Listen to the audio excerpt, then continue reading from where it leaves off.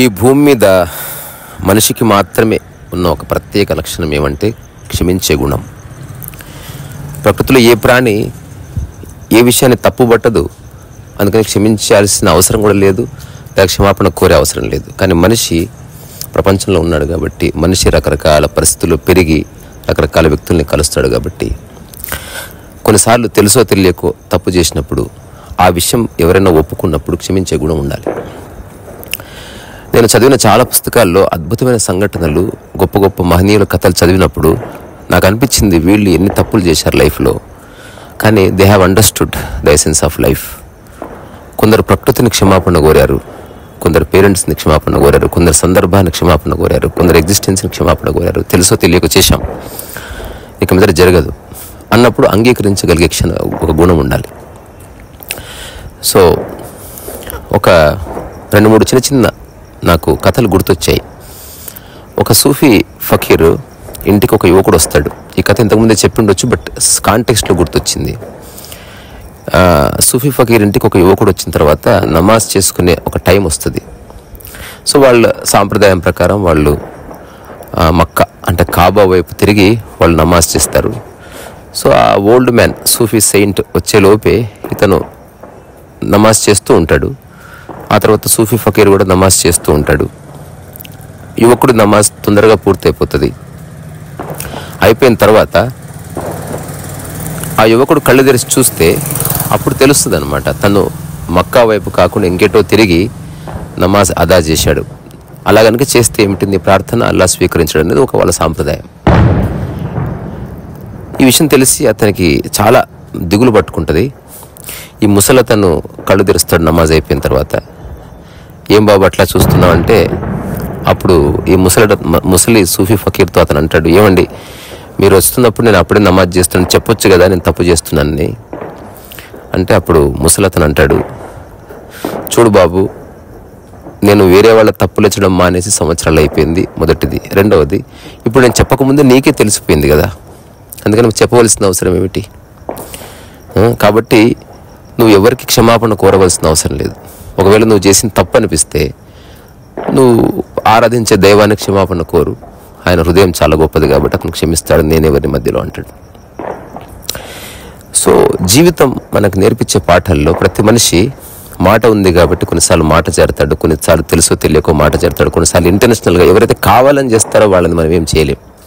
కానీ ఎవడైతే తెలియకుండా చేస్తాడో వాడు ఆ విషయాన్ని గుర్తించి ఒకవేళ క్షమాపణ కోరితే పెద్ద హృదయం చేసుకుని అంగీకరించాలి. సో మనిషి ఒక విశాల హృదయం కలిగి ఉండాలి. సో పంతాలకు పట్టింపులకు పోవడం వల్ల సాధించేది ఏముంది మనిషి? ఆ తర్వాత బాషో అనే ఒక ట్రావెలర్ జీవితాన్ని నేను చదువుతున్నప్పుడు ఆయన రాసిన అద్భుతమైనటువంటి హైకూస్లో చాలా గొప్ప గొప్ప హైకూస్ ఉన్నాయి. అంటే చిన్న చిన్న జీవిత సత్యాల్ని అప్పటికప్పుడు ఒక చిన్న కవితా ప్రక్రియ రాశాడు. ఆయనకు సంబంధించిన డాక్యుమెంటేషన్ చదువుతున్నప్పుడు అతను పడుకున్నప్పుడు ఎవరో వచ్చి అతని చీకట్లో కాలేస్తారు, తొక్కుతారు. తొక్కినప్పుడు బాషో కయ్యమని అరుస్తాడు.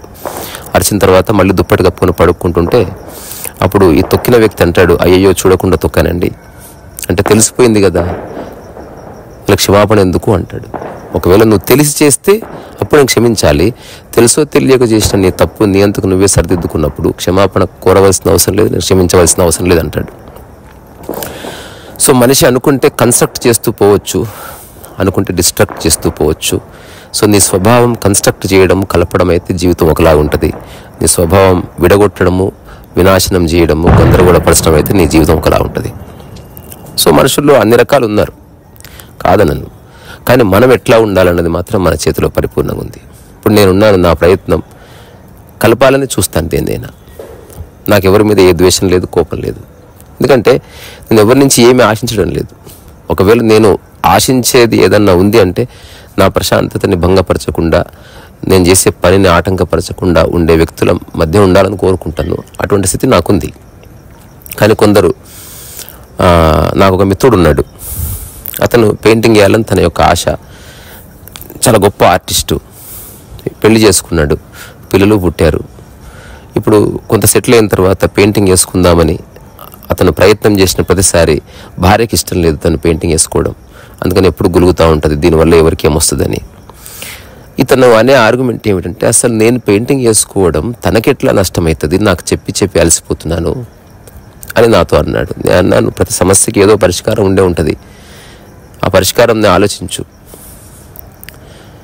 సరే, నేను ప్రతిరోజు పడుకునే ముందు ఒంటరిగా గదిలో పడుకుంటున్నా, గదిలో సామాను పెట్టుకో, మీ అందరి ముందు వేసుకోనిలే, మీకు కనబడకుండా వేస్తానని చెప్పు అంటే దానికి ఒప్పుకున్నారు అందరి పెద్దల సమక్షంలో. ఇది అసలు తప్పే కాదు, కానీ అతను చేసిన పనిని తప్పుగా తన భార్య చిత్రీకరిస్తుంది.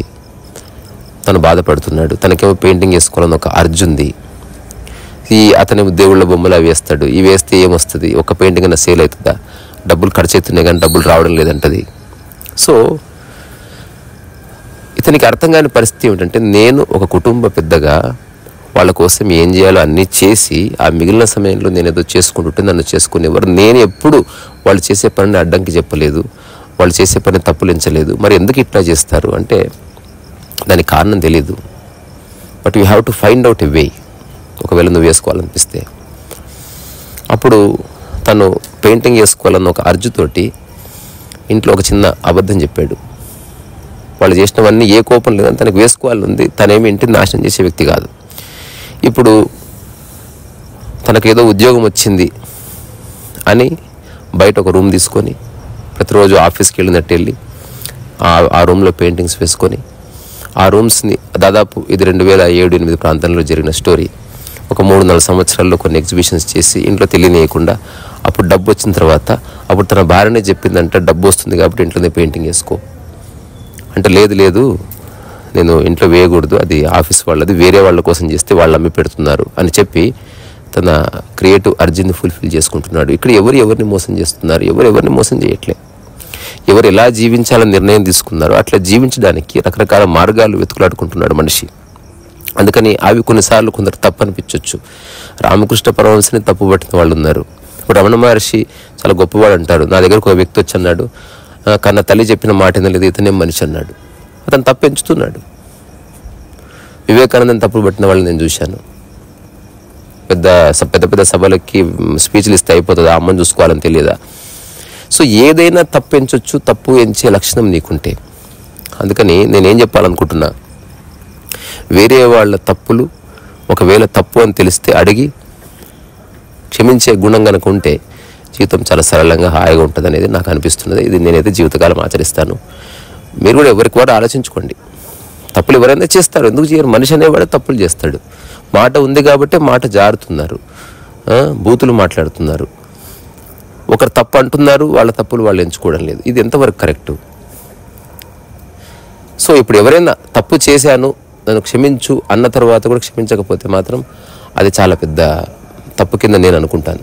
అయినప్పటికీ ఊరికే భాష వరకు చెప్పవలసిందే. ఎవడి ప్రారంధాన్ని వాడు రాసుకోవాలి, ఎవడి స్టోరీని వాడు లిఖించుకోవాలి, అందులో ఏ సందేహం లేదు. అందుకని మనకున్న చిన్న జీవితంలో ఆహ్లాదకరంగా మనకు నచ్చిన వ్యక్తుల మధ్య బతుకుదాం. మనం అనుకున్నట్టు ఒకళ్ళు లేకపోతే వాడి గురించి ఆలోచించడం మానేయాలంతే. ఇది నేను అర్థం చేసుకున్న విషయం. మరి మీకు ఎట్లా అర్థమైంది? మీరు ఏం చేయాలనుకుంటున్నారు లైఫ్లో? సో మీ నిర్ణయం మీరు తీసుకోండి. ఉన్న చోట హాయిగా సామరస్యంగా మీ చుట్టూన్న వాళ్ళతో ఉండండి.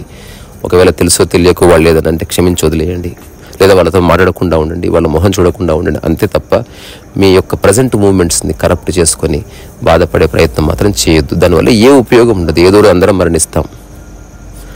కాళ్ళు చేతులు కీళ్ళు కళ్ళు పనిచేయని స్థితి ఒకరోజు వస్తుంది. అలాంటి టైంలో అసలు జీవితంలో ఏం చేసాం, కొట్లాడడం తప్ప, అరవడం తప్ప అనుకుంటే నిజంగా ఏమీ చేయలేదు. అందుకని మనకున్న శక్తిని క్రియేటివిటీలో పెడదాం, మనకున్న శక్తిని సేవలో పెడదాం, మనకున్న శక్తిని సాటి మనిషికి సహాయం చేయడంలో పెడదాం, మనకున్న శక్తిని ప్రాణకోటికి ఇంత ఆహారం పెట్టడంలో పెడదాం, మనకున్న శక్తిని పెద్దవాళ్ళకి సహాయం చేయడంలో పెడదాం. అలాగే వాళ్ళకున్న శక్తిని ప్రభుత్వంలో ఉన్న వాళ్ళు పాలసీల్లో పెడుతున్నారు. శంకరాచార్యులు ఇట్లాంటి వాళ్ళు ధర్మోద్ధరణకు పెడుతున్నారు. సద్గురు లాంటి వాళ్ళు, రవిశంకర్ వాళ్ళు, ఇట్లాంటి వాళ్ళు మనిషిని మేల్కొల్పడానికి ప్రయత్నం చేస్తున్నారు. వాళ్ళ వంతు సహాయం చేస్తున్నారు. ఎవరి ప్రయత్నం వాళ్ళు చేస్తున్నారు. వాళ్ళ ప్రయత్నం వల్ల లాభం ఉందో లేదో, నష్టమైతే లేదు కదా. అట్లాంటి ఒక జీవన విధానాన్ని అందరూ అడాప్ట్ చేసుకోవాలని, ఇది సలహాలాగా కాకుండా ఊరికే నా అంతర్వాణిలాగా చెప్తున్నాను అంతవరకే. సో ఈరోజు బయట రోడ్డు మీద నిలబడి టాక్ చేస్తున్నాను. ఊరికే అట్లా మాట్లాడుతూ విపరీతంగా చలి పెడుతుంది నేనున్న ఏరియాలో. మీ ఏరియాలో ఎట్లా ఉంది? చలి ఉందా? మంచి దుప్పటి కొనుక్కోండి, చక్కటి నిద్రను ఆస్వాదించండి, మీకు నచ్చిన వాళ్ళని హాయిగా చూసుకోండి, వాళ్ళకి కావాల్సింది చేసి పెట్టండి, మీకు అడిగింది చేయించుకొని తినండి, చక్కగా పాటలు పాడుకోండి, కుటుంబం అంతా కలిసి ఏదైనా నేర్చుకోండి. ఇది నేను పాటిస్తాను, మీరు అట్లీస్ట్ ప్రయత్నం చేద్దాం. అవి వచ్చి అవ్వకపోవచ్చు, బట్ ప్రయత్నం చేసే లక్షణాన్ని మాత్రం ఎప్పుడు వదులుకోవద్దు. ఇక్కడ నుంచి మీ అందరి ప్రశాంతతకి, ఓపికకి, సామరస్యానికి శిరస్సు వంచి నమస్కారం చేస్తున్నా. రీసా రసో వైసహ.